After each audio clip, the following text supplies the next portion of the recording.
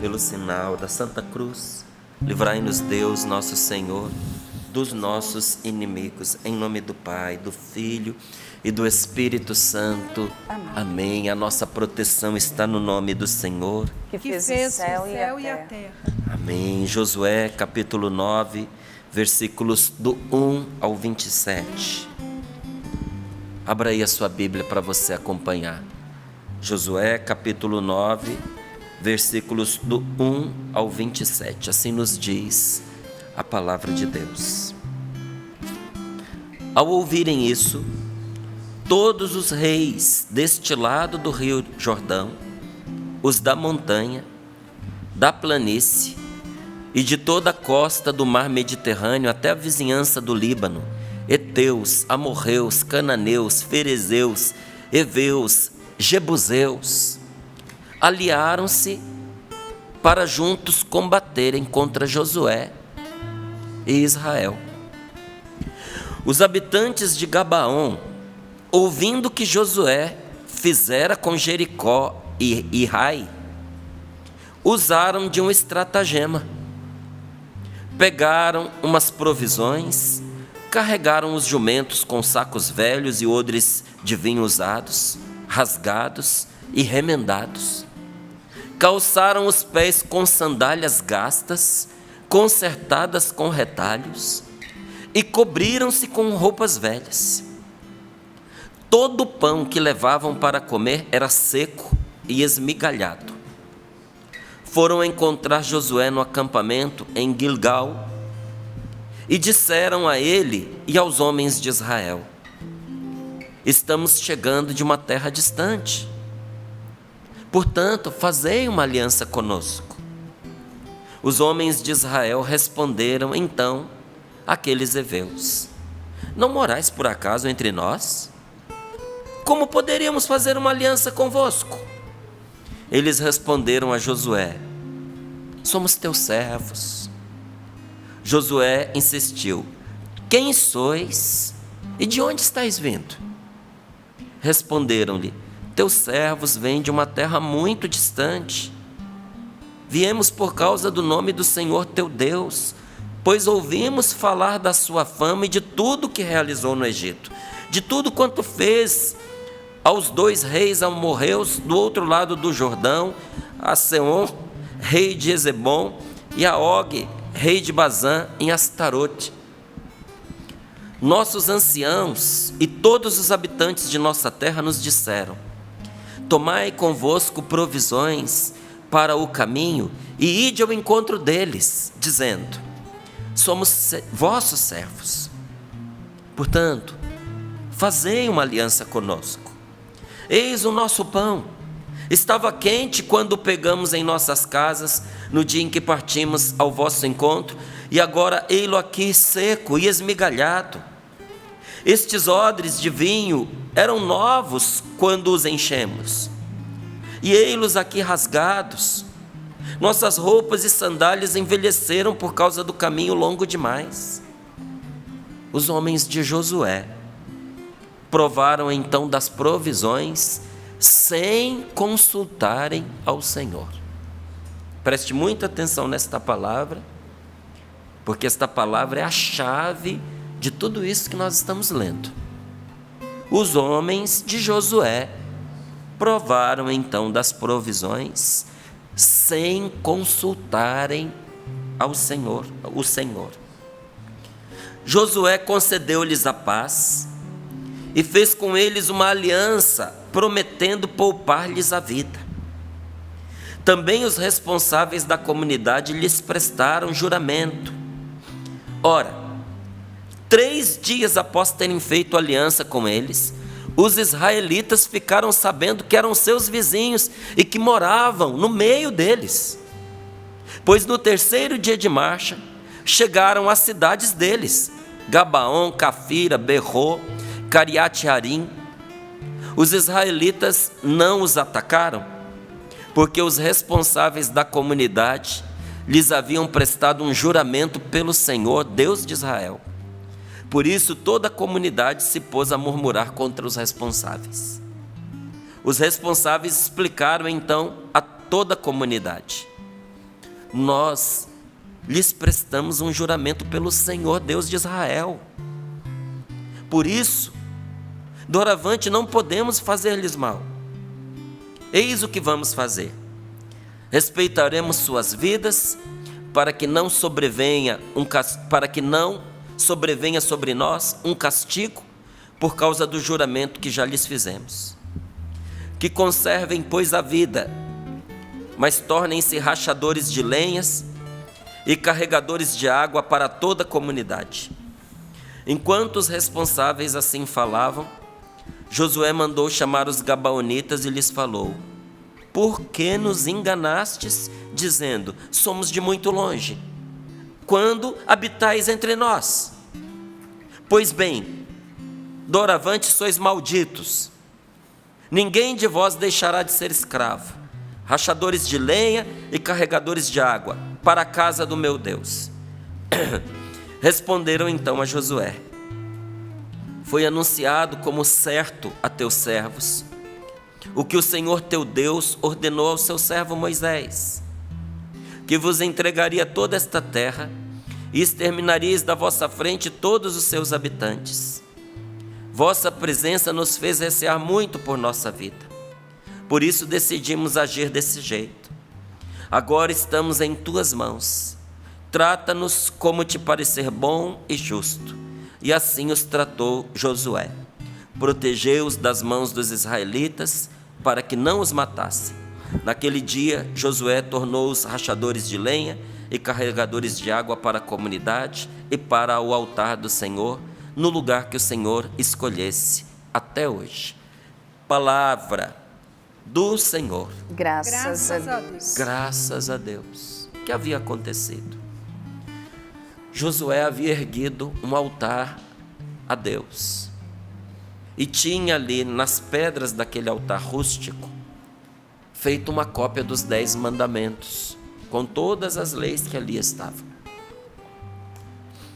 E começou a ler todas as orientações que o Senhor deu ao povo de Israel, que estão ali no livro do Levítico, no livro do Deuteronômio.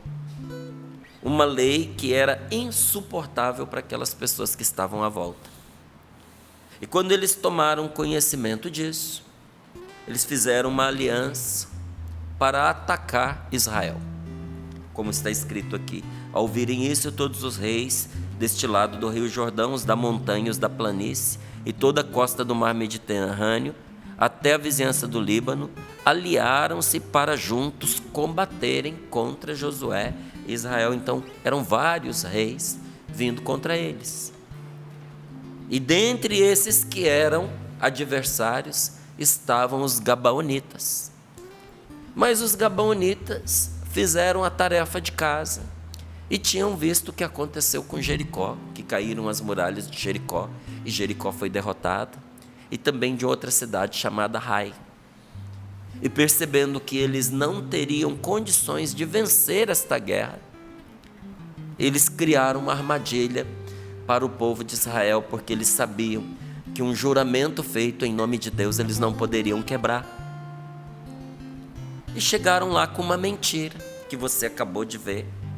Eles disseram que eles estavam vindo de longe, não é? Que eles não eram ameaça alguma e que eles tinham trazido provisões, e disfarçaram a mentira com a verdade.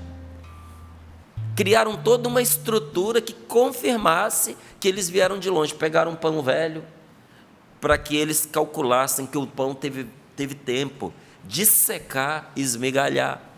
Usaram roupas que eles disseram que eram novas quando eles saíram de lá, mas chegaram com roupas de mendigo, de indigente, onde eles se encontravam, não é? O vinho, os odres já tinham rasgado, arrebentado pelo tempo em que eles estavam na estrada. Tudo simulava uma mentira. E acabou que Josué e os líderes de Israel acreditaram naquela mentira e caíram nesse engodo, porque eles estavam acostumando-se a tomar as decisões sem consultar a Deus.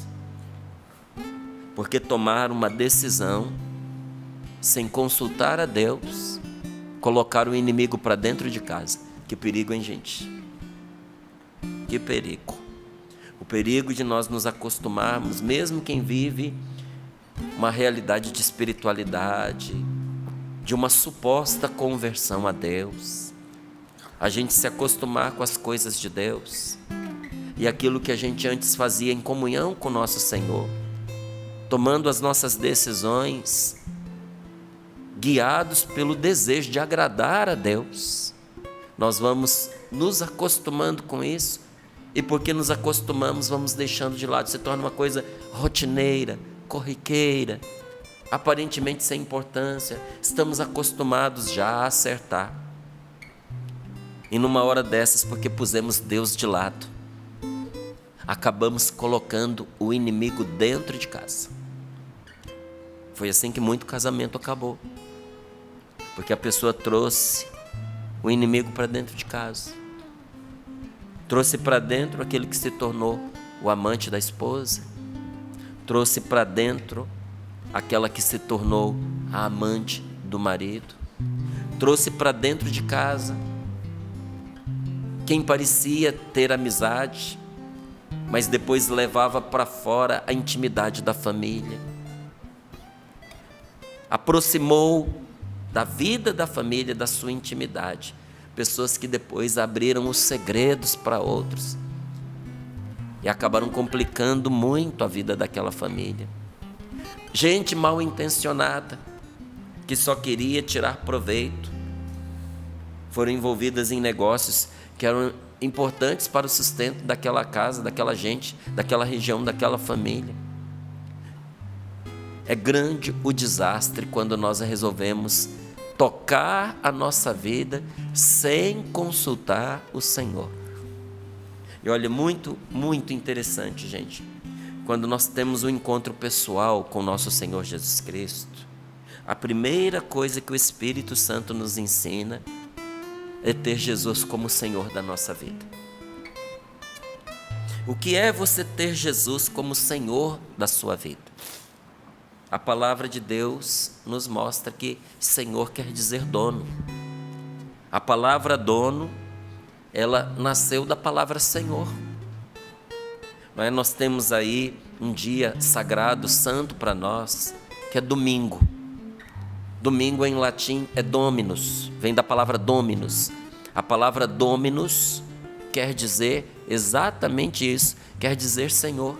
A palavra domingo vem da palavra Dominus, domingo quer dizer o dia do Senhor, e a palavra Dominus quer dizer Senhor, e da palavra Dominus surgiu a palavra em língua portuguesa que é dono.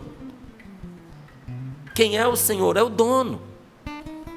Quem é Jesus? É o dono da minha vida. Não só porque me criou, porque nós somos criação de Deus, Deus já é nosso dono, porque Ele nos fez e a Ele pertencemos. Mas nos desviamos, nos perdemos e usurpamos o que é de Deus. Sabe quando você entra na casa de uma pessoa que é muito mais forte que você e que poderia, no estalar de dedos, te esmagar, mas essa pessoa fica quietinha e vê você pegando o que é dela e usando mal, dando para os outros, roubando, e não faz nada? Nem por isso, não é porque ela não fez nada que você deixou de usurpar se você pegou o que é dos outros. Nós usurpamos o que é de Deus e não somos esmagados pela bondade, pelo amor que Deus tem por nós. E o que nós usurpamos? Nós nos roubamos de Deus, nós nos tomamos de Deus e nos entregamos ao pecado, nos entregamos ao erro. E nos casos mais graves, às vezes a pessoa entrega até a própria vida a demônios, disfarçado através de nomes de outras entidades. Até a isso, algumas pessoas conseguem chegar. E por causa disso, o Pai do céu enviou o seu Filho, nosso Senhor Jesus Cristo, para nos resgatar, não pela força, não pela violência, mas pelo amor. e nos comprou. Jesus nos comprou dos nossos pecados, dos nossos males, dos nossos erros, da tirania do demônio ao qual nós nos entregamos pelas péssimas escolhas que fomos fazendo na nossa vida, até nos tornar propriedade do outro, do inimigo, enlaçado, amarrado. Mas a gente não pertence a Satanás, como um mosquito não pertence à aranha que o enrola, mas vai ser comido por ela. E a gente vai caindo em teia,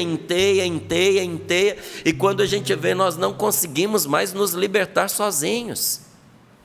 E experimentamos na nossa vida obsessões espirituais, opressões espirituais terríveis.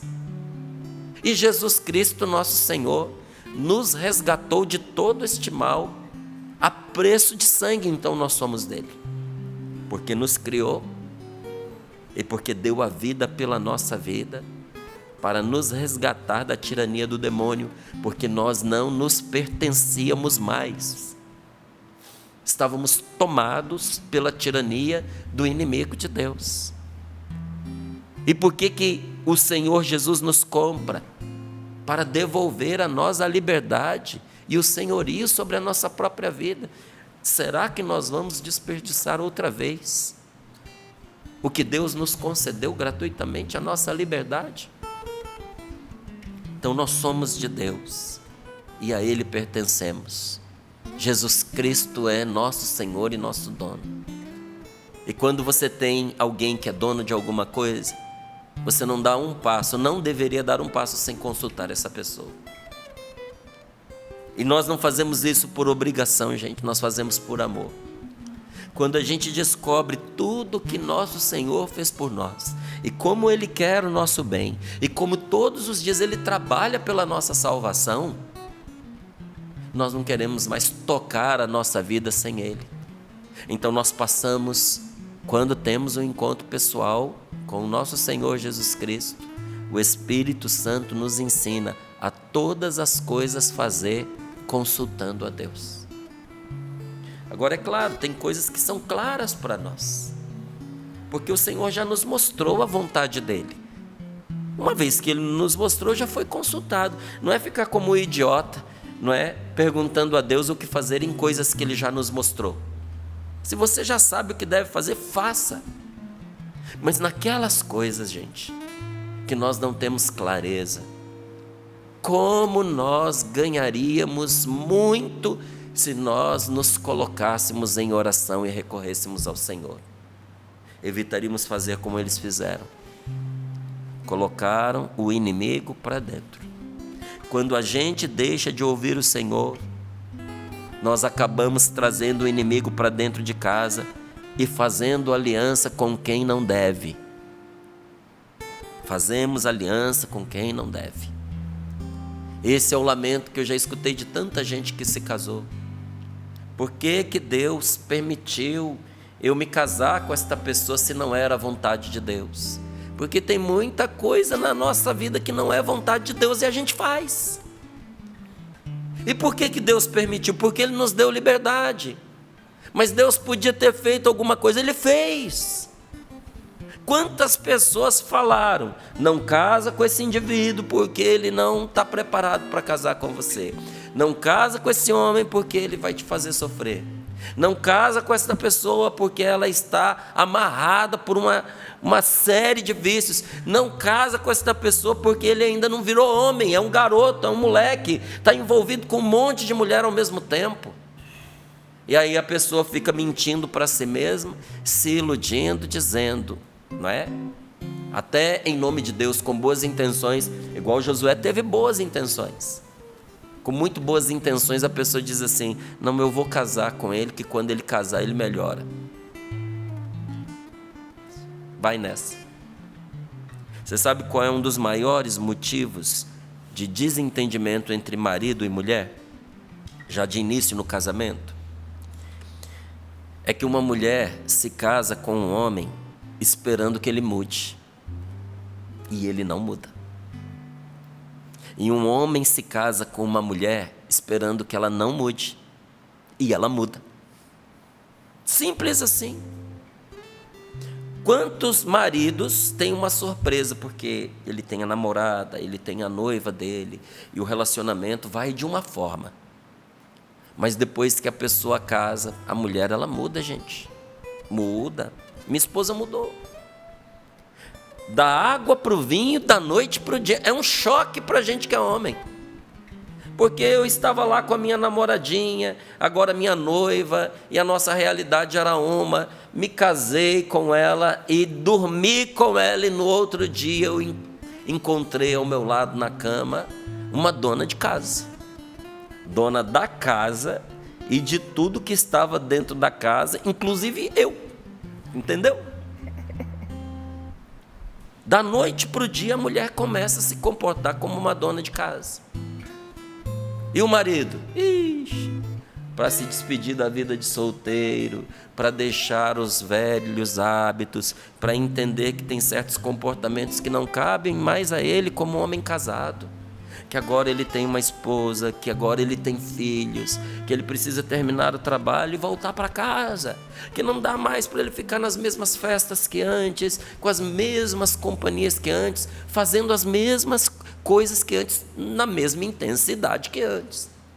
Vai poder continuar com algumas atividades que ele gosta? Sim, mas agora ele tem um casamento que é prioridade, não é? Então a mulher, às vezes, com muito boa vontade, ela diz assim: eu tenho certeza que eu vou poder ajudá-lo. Só que depois, minha filha, come o pão que o diabo amassou e não pode colocar na conta de Deus dizendo assim: foi Deus quem colocou no meu caminho. Não, Deus não obriga ninguém a casar com ninguém. A gente casou porque a gente escolheu, ou se não escolheu, pelo menos aceitou. Como teria sido diferente se nós tivéssemos escutado a Deus e não a nossa paixão? Quando a gente está apaixonado, e o que eu disse, usando o exemplo das mulheres, é igualzinho para os homens, viu? Não é diferente não. Se nós tivéssemos escutado de verdade a Deus e não a voz da paixão, porque a pessoa apaixonada só escuta o que quer. A pessoa apaixonada fica cega. Afasta do caminho dela todo mundo que diz uma coisa que ela não quer escutar. Ignora o que Deus lhe fala. Por isso que o nosso amor a Deus, gente, precisa ser primeiro na nossa vida. Primeiro do que o marido, primeiro do que a mulher, primeiro do que os filhos. Porque quando você ama a Deus em primeiro lugar, você não adoece o seu juízo. E você dificilmente errará nas suas escolhas. Feliz a pessoa que é capaz de frear uma decisão que vai tomar, porque precisa parar e escutar a Deus. Na hora de dar uma resposta para o filho, na hora de assumir um compromisso com o próprio cônjuge, na hora de travar um negócio, na hora de estabelecer uma sociedade. E poderíamos dar aqui mil exemplos de que, escutando a Deus, não fazemos aliança com quem a gente não deve, porque depois que você estabelece uma aliança com a pessoa, já era. Aí eu falava para você aqui dos pães, da comida, aquela novela toda. Por quê? Porque naquela cultura, quando uma pessoa compartilhava alimentos, a aliança estava selada. Era como um casamento, era um pacto feito a partir de comida. E sem perceber, eles firmaram um pacto com um povo que era inimigo deles. Eles eram inimigos de Israel, mas eles mudaram a estratégia. Diz aqui, eles montaram um estratagema quando eles viram que seriam vencidos. Eles levavam comida, porque a cultura de ambos, na cultura de Israel e na cultura dos gabaonitas e dos povos ali da região, partilhar a comida é um ato de aliança. Israel ficou amarrado a esse casamento, a essa aliança. Não é um retrato do que acontece com muita gente, que depois de ter escolhido o mal diz: e agora, o que eu vou fazer? Já fiz uma aliança, já estou comprometido nesse relacionamento, agora nós já temos um futuro começado, outras pessoas dependem de nós. Se eu voltar atrás nessa decisão que eu tomei, vai ter multa, vai ter juros, vai ser a perda, vai ser a destruição do meu patrimônio. Foi um pacto firmado, inclusive em cartório. Vai ter consequência. E onde todo esse erro começou? Versículo 14. Fizeram uma aliança sem consultar o Senhor. Meu irmão, minha irmã, em qualquer lugar que você esteja, em qualquer coisa que você faça, em qualquer situação que você se envolva, em qualquer trabalho, qualquer ocupação na qual você se meta, em qualquer coisa, toma cuidado para você não comprometer a sua liberdade interior. Eu falo isso depois de ter acompanhado tantas pessoas, tantos casamentos. Que triste a realidade de uma pessoa que ingressa pelas trilhas do adultério. Vira um escravo, vira um refém da situação, ameaçado o tempo inteiro de que a esposa descubra, de que o marido descubra, e acabe a sua família, dividido entre o relacionamento com a amante ou com o amante e a família que está em casa. No começo, às vezes se envolve por uma carência, por uma aventura, mas a coisa vai durando, e aí entra a afeição, passa a gostar da outra pessoa, e às vezes passa até a amar. E aí tem o coração dividido entre amar aquele homem e amar o pai dos seus filhos, entre amar aquela mulher e amar a mãe de seus filhos. Se a família descobre, vai ser a destruição do casamento. Se toma a decisão de se unir àquela pessoa com a qual se envolveu, destrói a sua família do mesmo jeito. Não é uma ruptura só com o cônjuge, é uma ruptura com famílias. Imagina a situação que a pessoa fica. Toca o celular, coração lá na garganta, tem que ficar vigiando senha, tem que ver aonde pisa. E olha, aí depois de um tempo que a pessoa está acostumada, não é, com aquela relação, a outra pessoa começa a se sentir mal por ser usada como objeto e não quer direitos iguais do cônjuge, quer sair, quer passear, quer tirar férias juntos, quer ser levada ou levado para jantar ou levar para jantar. E a pessoa vai, desesperada, com medo de ser vista por alguém, entregando a sua liberdade interior, destruindo a sua vida por causa de nada. Que triste a situação de uma pessoa que se amarra com as cordas da corrupção, porque você se tornou refém de quem sabe disso. Uma denúncia põe você na cadeia, uma denúncia vira um escândalo em relação à sua pessoa.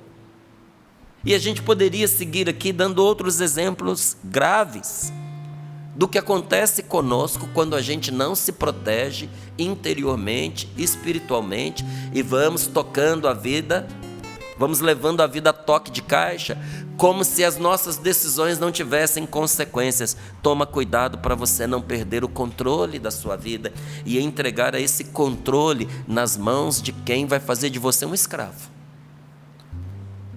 de quem vai negociar com você a sua paz, de quem vai fazer maldade com você. Então, assegure-se de ser senhor de si mesmo. Como é que eu vou ser senhor de mim mesmo? Porque Cristo morreu, ressuscitou e pagou por nós a preço de sangue para nos devolver a nossa liberdade e nos conferir a graça de voltarmos a ser senhores de nós mesmos. Mas quem é inteligente, pega esse senhorio que Cristo lhes devolveu e põe aos pés de Cristo. Senhor, eu não sou suficientemente responsável para ser senhor de mim mesmo, eu vou me perder de novo. Seja tu, Jesus, o Senhor da minha vida. E não pense que isso, em alguma maneira, vai diminuir a sua capacidade, sabe, de decidir e de governar a sua vida. Não, pelo contrário, vai assegurar a você uma liberdade que você não teria se Cristo não fosse o seu Senhor. Então se assegure, de maneira que você controle as situações e não que as situações controlem você. É você que está controlando o que está acontecendo na sua vida, ou essas situações estão te controlando, controlando a sua paz, controlando a sua alegria, controlando o seu humor? controlando a sua tranquilidade. Ou você está desesperado, angustiado, entristecido, ansioso, ameaçado, deprimido. Jamais permita que coisas ou pessoas possuam a sua liberdade e dominem você. Nem à custa de chantagem. Nunca permita isso. Porque a pessoa que te chantageia, um dia ela vai fazer aquilo que ela ameaça. Então, se ela vai fazer um dia, que faça logo. Tenha coragem de assumir a sua vida de volta. Liberte-se. Corte os laços com aquele que está oprimindo você, seja coisa, seja situação ou seja pessoa. E por fim, jamais se venda. Gente, a nossa liberdade não tem preço, a nossa alegria não tem preço, a nossa paz não tem preço, a nossa dignidade não tem preço, o nosso corpo não tem preço, nem o seu corpo venda, porque o seu corpo é santo, é sagrado, é a casa em que você habita. Até mesmo quando uma pessoa vende sexo em troca de dinheiro, é o seu corpo que você está entregando. E às vezes, por uma bagatela, você vai trazer a doença e a morte para a sua vida.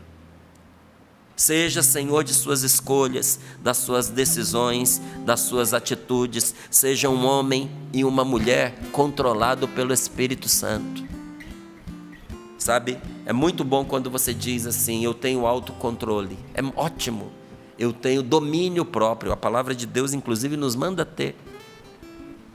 Mas o nosso domínio próprio, o nosso autocontrole é assegurado quando nós temos uma vida guiada pelo Espírito Santo, controlada pelo Espírito Santo. Seja senhor do que você faz e não escravo do que você fez. Bata no seu peito e diga: eu serei senhor do que eu faço e não escravo do que eu já fiz. Em nome de nosso Senhor Jesus Cristo, por esta palavra, hoje eu quero me libertar. Você viu a enrascada em que ficou Josué? Não podia fazer o que devia, o povo contra ele. E ele dizendo: não posso avançar, retalhando o que esse povo fez, porque eu tenho com eles um pacto, eu jurei em nome de Deus que eu não faria nada. Vamos ter que conviver com eles. Vão ficar dentro de casa morando com a gente. Porque eu me comprometi e jurei diante de Deus que eu não tomaria as medidas cabíveis, então não posso mais fazer. Então, como um verdadeiro homem de Deus, como uma verdadeira mulher de Deus, liberta por nosso Senhor Jesus Cristo de toda a escravidão, nessa manhã, tome posse da herança de Deus para você. A graça do Espírito Santo, a sua libertação. Tome posse da liberdade dos filhos de Deus. Assuma a sua libertação. Em termos práticos, o que seria isso, Márcio? Use das coisas deste mundo. Tudo que foi posto nesse mundo, Deus colocou, sujeitou a nós, para que nós pudéssemos usar das coisas deste mundo. Mas este mundo passa, gente. Como nós passamos por este mundo. Então use das coisas deste mundo, mas com os olhos fixos nas coisas da eternidade, com os seus olhos fixos no céu, porque o céu não passará. Nós podemos olhar e usar as coisas deste tempo, mas sem jamais tirar os olhos daquelas coisas que duram para sempre. E a exemplo de nosso Senhor Jesus Cristo, que caminha sobre as águas, o homem de Deus, a mulher de Deus precisa caminhar acima de todo apego material. Estamos neste mundo, mas nós não somos deste mundo. Não é isso que a palavra de Deus diz para nós? E tudo que está nesse mundo perece. Mas todos nós nos angustiamos com a realidade da morte, porque nós não fomos feitos para a morte. Nós fomos feitos para a eternidade. Por que você não quer morrer? Por que você tem medo de morrer? Por que você treme diante da realidade da morte? É uma coisa tão natural. E para muitos a morte não é sofrida, a morte é descanso. Até mesmo quando a pessoa não acredita muito em nada. A morte vem por fim aos sofrimentos que ela está vivendo. Por que ninguém quer morrer? Por uma razão muito simples. Nós não fomos feitos para a morte, nós fomos feitos para a vida. Por que uma pessoa aceita responsabilidade, mas não aceita culpa? Você já viu que todos nós temos a maior dificuldade do mundo para aceitar culpa? E que a gente fica indignado quando alguém nos culpa, mesmo quando a gente é culpado. Se a gente é culpado, por que a gente não aceita a culpa? Porque nós não fomos feitos para a culpa. Você já teve em alguma situação que a pessoa inclusive disse: pode falar, pode confessar, conta que você é o culpado, não vai acontecer nada, você não vai ser castigado, ninguém vai bater em você, ainda mais quando a gente é criança, conta que foi você. E o bendito não conta de jeito nenhum, porque nós não fomos feitos para a culpa, nós fomos feitos para a inocência. A culpa é uma deformação terrível, não é? É um sentimento terrível para nós que vem por causa dos erros que nós cometemos maliciosamente. Então, caminhe acima dos apegos desta vida, dos apegos materiais. Não se deixe levar pelos seus atrativos, porque é atraente. É atraente o conforto, é atraente a riqueza, é atraente, não é? Que a gente se mantenha sempre jovem. Mas são realidades que nós não vamos conseguir controlar para sempre. Então não se apegue, não se deixe arrastar, seduzir por esses atrativos. Ao contrário, o homem de Deus, ele faz com que as coisas deste mundo estejam a serviço de Deus. E esse testemunho o Padre Jonas deu para nós com maestria. Quantas coisas passaram pelas mãos do Padre Jonas, gente. Quantas coisas o Padre Jonas poderia ter usado para sua promoção pessoal. E tudo ele colocou em função da obra de Deus.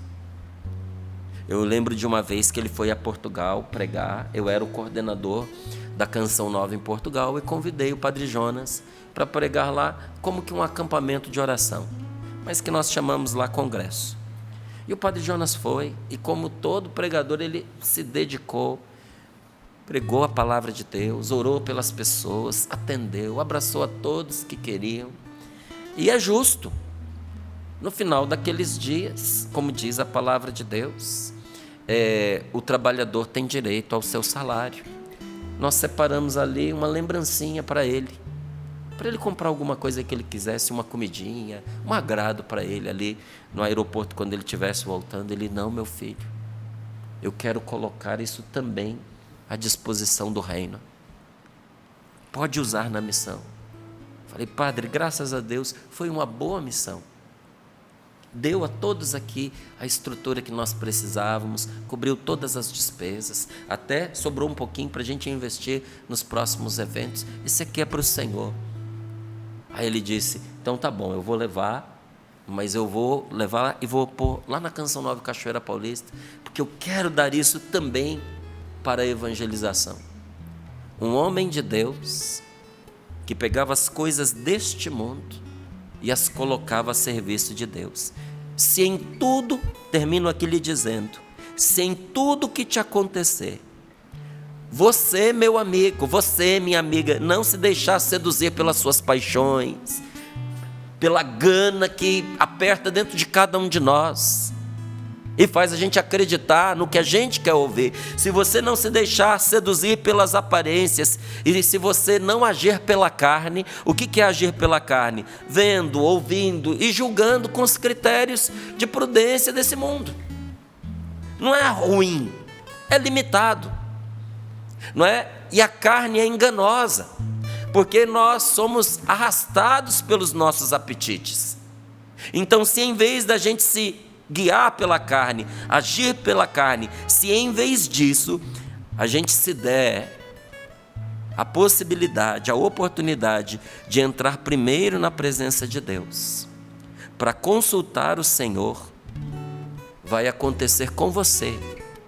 Não estou falando agora para todos, estou falando com você que está ouvindo. Vai acontecer com você, que entrou na intimidade de Deus para rezar. Vai acontecer de muitas vezes você descobrir durante a oração o que Deus quer. E você vai ouvir a voz dele em seu coração. E você vai sair daquele momento de oração instruído, não só sobre o que fazer agora, mas Deus vai te mostrar também como se prevenir em relação a outras coisas futuras. Qual é a característica mais comum que você mais encontra naquelas pessoas que se deixam conduzir pelo Espírito Santo? A característica mais comum, essas pessoas sempre recorrem a Deus por 3 motivos. Primeiro, para aclarar as suas dúvidas. Segundo, para resolver as dificuldades. E terceira, para empunhar o socorro da oração para se livrarem dos perigos e das maldades de gente ruim. Márcio, na oração vai acontecer o quê? Deus vai clarear as suas dúvidas, vai aclarar a sua mente, vai resolver as suas dificuldades, vai dar a você os meios para isso. O que era difícil deixará de ser difícil, porque você vai saber o que fazer.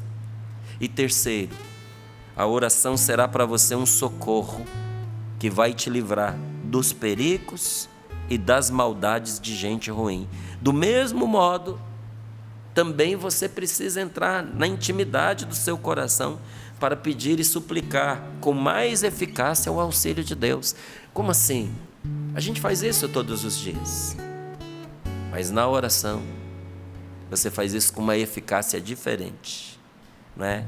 Por isso que nós lemos que Josué e o povo de Israel foram enganados pelo povo de Gabaon. Por quê? Porque não tinham antes. Não elimine esse advérbio aqui, tá certo?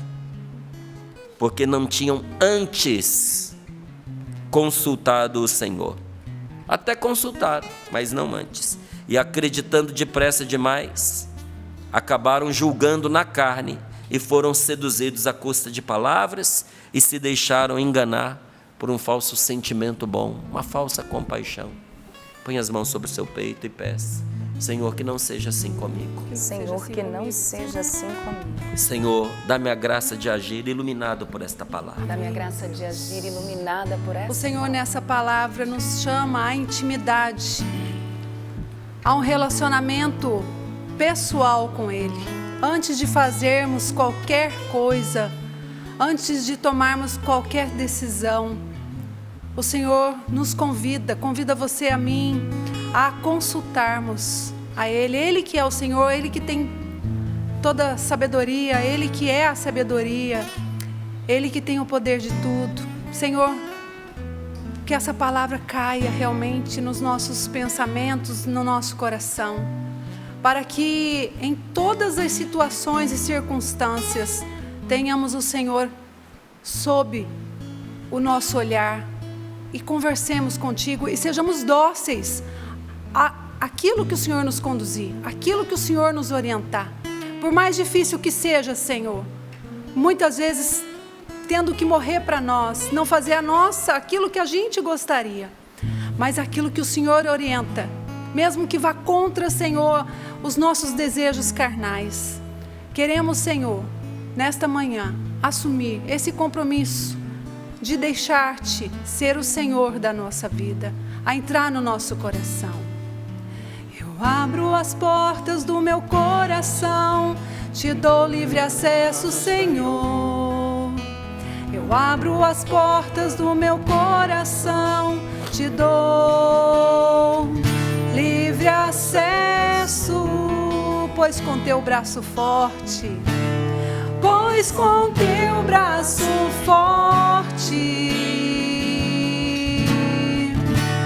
realizas prodígios, pois com teu braço forte, Senhor, me ergues do chão, pois com teu braço forte realizas prodígios, pois com teu braço forte, Senhor, me ergues do chão.